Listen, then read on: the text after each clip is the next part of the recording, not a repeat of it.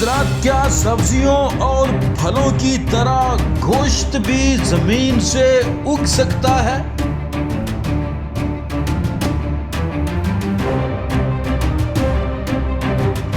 جی ہاں، نئے تجربات میں پالک کے کھوکھلے پتوں میں گائے کے گوشت والے خلیات پروان چڑھائے گئے ہیں۔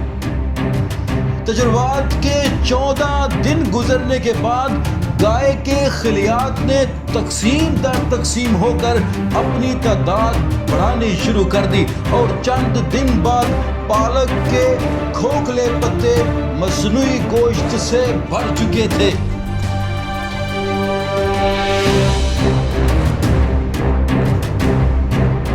امریکی سائنسدانوں نے پالک کے پتے استعمال کرتے ہوئے مصنوعی گوشت بنانے کی ایک نئی ٹیکنالوجی پیش کی ہے جو ممکنہ طور پر زیادہ بہتر اور ماحول دوست ثابت ہو سکتی ہے۔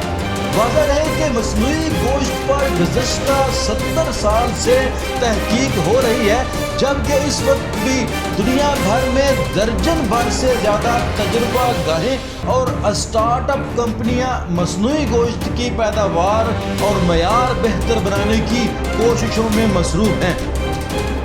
یہ بھی بتاتے چلیں کہ گوشت میں کئی طرح کی پروٹین وافر پائی جاتی ہے جو اسے انسانی غذا کے لیے اہم ترین بناتی ہے۔ اس بنا پر متوازن غذا میں گوشت بھی لازماً شامل رکھا جاتا ہے۔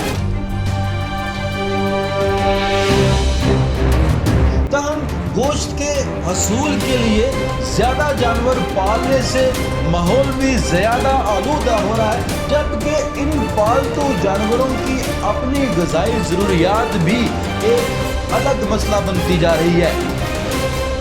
یہ اور اس طرح کے متعدد مسائل حل کرنے کے لیے تجربہ گاہوں میں مصنوعی گوشت تیار کیا جا رہا ہے، لیکن اب تک ایسا کوئی طریقہ موجود نہیں جو مصنوعی گوشت کی بڑے پیمانے پر اور ماحول دوست انداز میں تیاری کو ممکن بنا سکے۔ دوسری جانب مصنوعی گوشت کے ذائقے اور ظاہری شکل و صورت کو اصل قدرتی گوشت جیسا رکھنا بھی اپنی جگہ پر اہمیت رکھتا ہے۔ یہ تمام نکات مد نظر رکھتے ہوئے بوسٹن کالج کے سائنسدانوں نے پالک کے پتوں میں مصنوعی گوشت اگانے کے کامیاب تجربات کیے ہیں۔ تجربات کے دوران انہوں نے 3 مختلف اقسام کی گائے سے گوشت بنانے والے خلیات علیحدہ کر کے ان کی افزائش پیٹری ٹیسٹ بھی کی۔ ساتھ ہی ساتھ پالک کے پتوں کو اندرونی طور پر کھلیوں سے خالی کر دیا گیا، جس کے بعد ان میں صرف جھلی اور کھوکھلی رگیں باقی رہ گئی تھی۔ اگلے مرحلے میں گائے کے خلیات کو پالک کے کھوکھلے پتوں میں داخل کر کے سازگار حالات فراہم کیے گئے۔ 14 دن گزرنے کے بعد گائے کے خلیات نے تقسیم در تقسیم ہو کر اپنی تعداد بڑھانی شروع کر دی اور چند دن بعد پالک کے کھوکھلے پتے مصنوعی گوشت سے بھر چکے تھے۔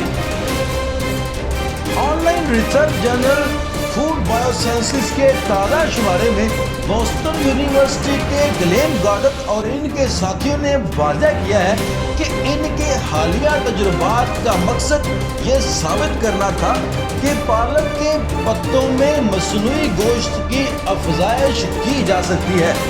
آئندہ تجربات میں وہ اس عمل کو تیز رفتار بنا کر مصنوعی گوشت کی پیداوار بڑھانے کے علاوہ دیگر جانوروں کے خلیات اور دوسری سبزیوں کے پتوں کو آزمانے کا پروگرام رکھتے ہیں۔